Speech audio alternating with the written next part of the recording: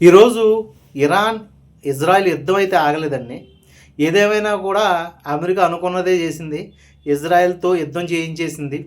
అనుకున్నది తన సక్సెస్ పొందింది అమెరికా. కమోనీని హతమార్చేసామని చేసి అధికారికంగా ప్రకటించేశాడు ట్రంప్ కూడా. అలాగే ఇరాన్ అధ్యక్షులు ఆయన పీఎం కూడా ప్రకటించేశాడు.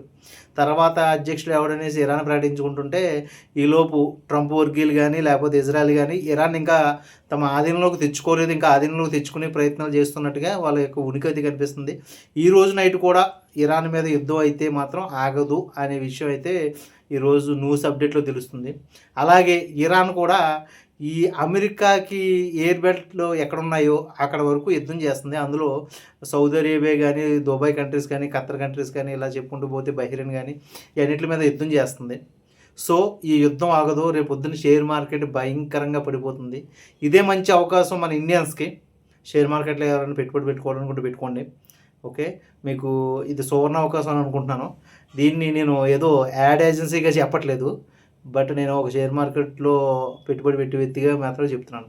ఏదేమైనా గానీ ఈ యుద్ధం గురించి మంచి అప్డేట్ పూర్తిగా అసలు ఏం జరిగిందన్నది నేను ఒక ఫుల్ లెంగ్త్ వీడియో చేసి మీ ముందు పెడతాను.